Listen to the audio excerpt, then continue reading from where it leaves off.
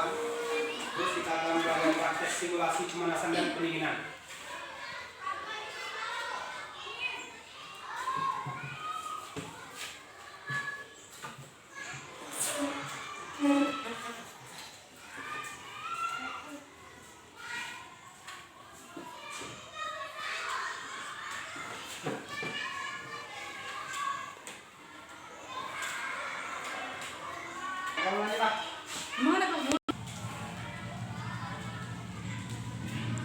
Jadi temanya simulasi pemanasan dan pendinginan.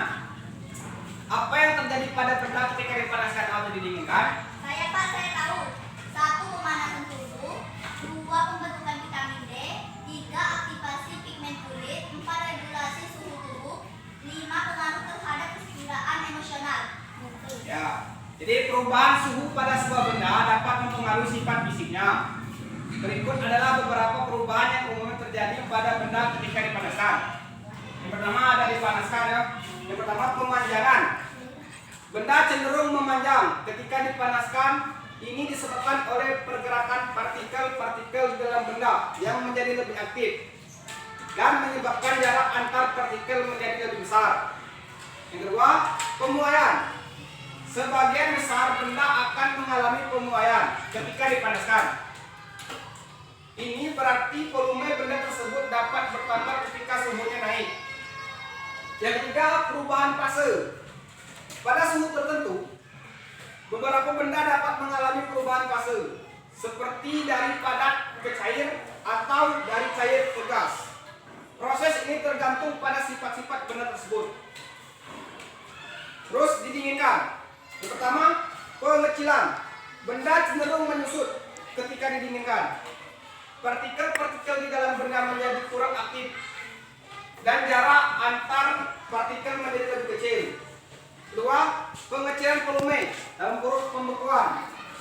Beberapa benda seperti air akan mengalami pengecilan volume ketika didinginkan hingga suhu tertentu dan perubahan menjadi bentuk padat atau pembekuan. Terus, perubahan suhu pada benda dapat membawa perubahan sifat yang signifikan, dan pemahaman mengenai konsep ini penting dalam ilmu fisika dan banyak bidang ilmu pengetahuan lainnya. Jadi Bapak ingin memberikan gambaran singkat tentang topik pemanasan dan pendinginan. Topik pemanasan dan pendinginan mencakup konsep-konsep dasar dalam ilmu fisika yang berkaitan dengan perubahan suhu pada benda. Berikut adalah gambaran singkat mengenai topik ini.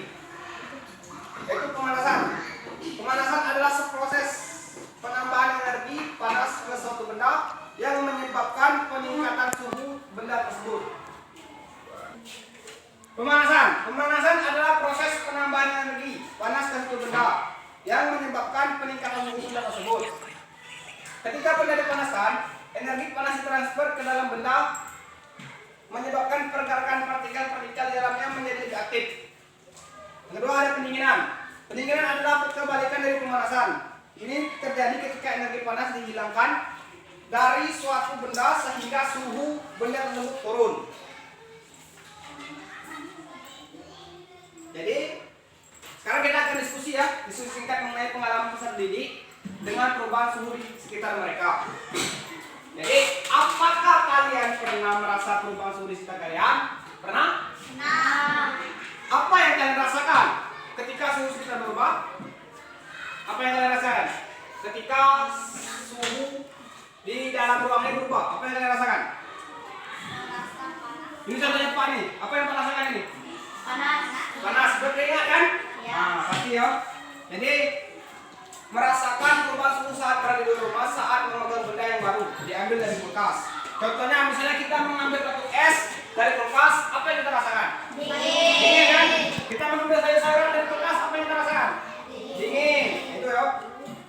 Jadi apa yang terjadi pada tubuh kita ketika kita berada di bawah sinar matahari? Apa nih? Misalnya keluar rumah ketika matahari terbit akan terasa panas. Nah, yaitu yang pertama tuh ada pemanasan tubuh ya, pemanasan. Yang kedua pembentukan vitamin D. 3 itu aktivasi pigmen kulit. Keempat regulasi suhu tubuh. Yang kelima pengaruh terhadap kesejahteraan emosional. Bagaimana perasaan kita berubah ketika berpindah dari tempat yang teduh ke bawah sinar matahari? Ayo Dina. Saya Bapak.